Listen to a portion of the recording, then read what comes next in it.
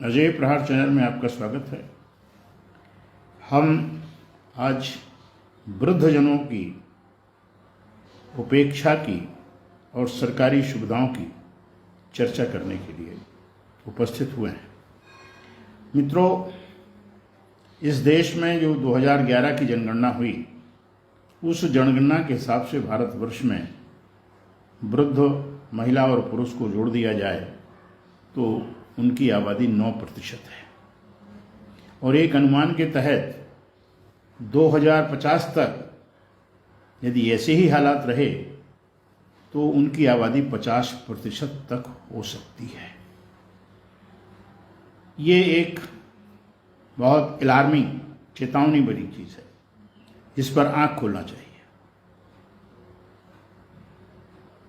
वृद्धजनों की उपेक्षा इस समय हिंदुस्तान में कुछ ज़्यादा है। हालांकि अभी जब हम वैश्विक स्तर देखते हैं तो अभी ठीक है, लेकिन जो होना चाहिए वो नहीं है, क्योंकि विश्व में सबसे अच्छी वृद्धों की अगर देखभाल और सुविधाएं हैं तो उसमें स्वीडन नंबर 1 है और नॉर्वे नंबर 2 है। जर्मनी नंबर 3 है, लेकिन थोड़ा लड़खड़ाने लगा है। बाकी सर्वाधिक वृद्धों की आबादी जापान में है और वहाँ उनकी स्थिति अच्छी है। और विश्व में सबसे खराब स्थिति वृद्धों की अगर है तो वो अफगानिस्तान है। ये पूरे बाकायदे वैश्विक आंकड़े हैं। हमें अपने देश की सामाजिक संरचना पर चिंता इसलिए हो रही है कि ये देश वृद्धों की सेवा करने के लिए हमेशा विख्यात रहा है। यहाँ आर्थिक मानदंड वृद्धों के बीच में कभी नहीं रहे, लेकिन अब दुर्भाग्य से इस देश में जिस प्रकार की स्थितियां निर्माण हो रही हैं, उनमें वृद्धाश्रम, सरकारी वृद्धाश्रमों की संख्या तो ये हो गई है कि अब सरकार ने हर जिले में एक वृद्धाश्रम खोलने का निर्णय लिया है और उस निर्णय का अनुपालन भी हो रहा है, लेकिन जो उसमें काम करने वाले लोग हैं वो प्रशिक्षित नहीं हैं और जो उनको वेतन दिया जाना चाहिए उससे कम उन्हें वेतन मिलता है। फलतः वो अपनी पूरी गुस्सा वृद्धों पर उतारते हैं और उनको जो चिकित्सा और जिस प्रकार की तमाम सुविधाएं वृद्धावस्था में होती हैं वो उन कुछ वृद्धाश्रमों में भले मिल रही हों, लेकिन अधिकांश की स्थिति अच्छी नहीं है। मुझे ध्यान है, मैं एक उद्घाटन समारोह में गया था वृद्धाश्रम के। एक जज साहब थे हाई कोर्ट के, वो उद्घाटन करने आए तो उन्होंने क्या क्या हो गया है समाज को, वृद्धाश्रम का उद्घाटन, शिलान्यास, ये क्या है। वो इस प्रकार का उन्होंने भरी सभा में प्रश्न किया कि कुछ क्षण के लिए वहां पिन ड्रॉप साइलेंस आ गई। उन्होंने कहा कि जिसने आपको पाला है, आपकी हर सुख सुविधा का ख्याल किया है, अगर वृद्धावस्था में वह इस प्रकार की स्थिति में पहुंच जाए कि उसे वृद्धाश्रम की आवश्यकता हो, तो ये भारतवर्ष जैसे सांस्कृतिक देश, धार्मिक देश के लिए कलंक की बात है। उन्होंने अपने संबोधन में ये भी कहा कि मैं शिलान्यास करने आ गया हूं किन्हीं कारणों से, लेकिन मैं शिलान्यास के समय ईश्वर से प्रार्थना कर रहा हूं कि ईश्वर आप सबको इतनी शक्ति और सामर्थ्य प्रदान करे कि इस वृद्धाश्रम में एक भी वृद्ध जब मैं कभी आऊं तो देखने को ना मिले, ये खाली रहे, अन्य कार्यक्रमों। तो संवेदनशील राष्ट्र में ये पीड़ा भी है और संवेदनशील राष्ट्र में वृद्धाश्रमों की क्रीड़ा भी है। और ये कुछ एनजीओ बहादुर लोग हैं, वो इनको हत्या करके एक अपना इनकम का जरिया, जबकि उसमें होता है नो प्रॉफिट नो लॉस, लेकिन नो प्रॉफिट नो लॉस पर कोई कार्य होता नहीं है। तो कहने का तात्पर्य यह है कि सरकार को इसमें सक्रिय होना चाहिए।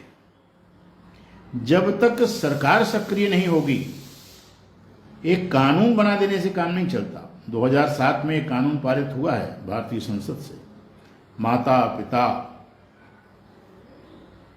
भरण पोषण संरक्षण अधिनियम 2007। उसमें माता पिता को अधिकार दिया गया है कि लेकिन दुर्भाग्य है कि एप्लीकेशन कहाँ देगा, एसडीएम कहाँ देगा। कोई ऐसा तंत्र विकसित करना चाहिए कि सीनियर्स का डाटा कहीं हो और वो डाटे से एक आप सिस्टम बना लें कि इतने इतने लोगों तक हमको रोज पहुंचना है और उनकी खोज खबर लेना है। ये संभव है आज के ज़माने में, साइंटिफिक टेम्परामेंट में किया जा सकता है, लेकिन दृढ़ इच्छा शक्ति सरकार की चाहिए। दूसरा, जो बैंकों में 50-50 साल से पैसा नहीं निकाला गया है, वो फंड होते हैं काफ़ी, उन सब फंडों को ओल्ड एज वेलफेयर के लिए ले लेना चाहिए। एक बहुत बड़ा कॉर्पस फंड बना देना चाहिए और उस कॉर्पस फंड के माध्यम से वो बुजुर्गों के लिए व्यवस्थाएं करना चाहिए। इसके अतिरिक्त जो मुख्य मुख्य समस्याएं बुजुर्गों की हैं कि भाई आँख उनकी कमज़ोर होना है, दांत उनके गिरना है, श्रवण शक्ति कमज़ोर होना है, चलने फिरने में दिक्कत होना है, इन सबका एक पूरा रोड मैप होना चाहिए कि किस एज में उनको क्या सुविधा किस प्रकार से अपने आप मिले, उनको कहीं जाना ना पड़े, कहीं आवेदन ना करना पड़े। लेकिन इसके लिए बुद्धि चाहिए, इसके लिए चिंतन चाहिए, सरकार की दृढ़ इच्छा शक्ति चाहिए, और जब सरकार में ये नहीं हो तो उसके जगाने वाले लोगों के अंदर ताकत होनी चाहिए। आज स्थिति यह है कि कहीं भी बुजुर्गों को जब घर से बाहर निकाल दिया जाता है तो उनकी सहायता करने के लिए पड़ोस के लोग नहीं आते। क्यों? वो एक वोट होता है, घर के भीतर 10 वोट हैं। ये कितनी बीभत्स मानसिकता इस देश में आ गई है। वो किस धर्म का है, किस जाति का है, हम इसके हिसाब से उसकी मदद करेंगे, नहीं करेंगे। एक यह भी इसके तहत आना चाहिए कि हिंदुस्तान के अंदर दुर्घटनाएं बहुत बढ़ रही हैं। दुर्घटनाएं, अब पहले तो एक घायल हुआ, एक गिरा, हड्डी टूटी, ये समाचार थे आज से 25 साल पहले। अब तो ये है भिड़े और 7 मरे, बस पलटी 50 मरे, नाव पलटी 24 मरे। अब मरने वालों की संख्या इकाई में ना होकर दहाई की ओर बढ़ रही है। और ऐसे में इतने बीभत्स दृश्य देखने को मिल रहे हैं समाज में कि कहीं बुजुर्ग है, उनके पूरे परिवार चले गए, कहीं नाबालिग बच्चा है, पूरा परिवार चला गया। ऐसी स्थितियां। और मजे की चीज मुझे ध्यान है कि जब किसी प्रकार की प्राकृतिक आपदा में कोई मरता था, बिजली गिरने से या कोई रोड एक्सीडेंट से, तो न्यूनतम सहायता 5 लाख मिलती थी। अब उसको घटा के 2 लाख, 2.5 लाख, 1 लाख, 3 लाख। क्या ये दरिद्रता की स्थिति इस उच्च अर्थव्यवस्था में बना के रख ली है, बड़ी गतिशील अर्थव्यवस्था में ये दयनीय स्थिति। इसके लिए सही तरीका तो यह है कि बीपीएल, ईपीएल, सीपीएल सब अलग करके किसी के घर में कोई बच्चा हो, जिस समय वो जन्म प्रमाण पत्र बनवा रहा है, जो आपने कंपलसरी कर दिया है, उसको एक बॉन्ड उसी समय सरकार की तरफ से उपलब्ध करा दिया जाए। उसका एक पूरा पेज किसी जगह पर, किसी रजिस्टर में या कंप्यूटर किसी वेबसाइट पर पूरा डिटेल उसका रहे, और उस बॉन्ड की एक वैल्यू रहे कि 60 वर्ष की आयु में इसके बॉन्ड का इतना पैसा ऑटोमेटिकली वृद्ध कल्याण में चला जाएगा, और वृद्ध कल्याण में ये सुविधाएं आज दी जाएंगी और कालांतर के बाद और सुविधाएं दी जाएंगी। तो ये एक अच्छा कदम हो सकता है। दूसरा, ऐसे बहुत से परिवार जिनके कोई वारिस नहीं हैं, उनकी कोई संपत्ति ना हथिया ले, नियम पूर्वक जाए, अन्यथा उस संपत्ति को नीलाम करके उसका पैसा भी उसी प्रकार के कॉर्पस फंड में डाल दिया जाए। तो सरकार के पास जो पैसे के रोने की बात आती है वो नहीं होगा। और ऐसी स्थिति में जब सरकार के पास कॉर्पस फंड होगा, सरकार के पास और व्यवस्थाएं होंगी, जो लोग जॉब कर रहे हैं उनकी जॉब के जो पेंशन के फंड्स में से कुछ का 0.1% ही सही, लेकिन वो पैसा अगर इकट्ठा करके एक साथ कर दिया चला जाए तो वो कॉर्पस फंड की जो स्थिति है वॉल्यूम में बहुत बड़ा हो जाएगा। और उससे आप सभी प्रकार की जो बुजुर्गों की समस्याएं उनका भी आकलन कीजिए, किस बुजुर्ग की स्पेसिफिक क्या प्रॉब्लम है उसका भी निराकरण होना चाहिए, क्योंकि अब आने वाले समय में परिवार छोटे होते चले जा रहे हैं और एक बुजुर्ग को संभालने के लिए 2 और 3 लोग लगते हैं। बड़ी विचित्र स्थिति है।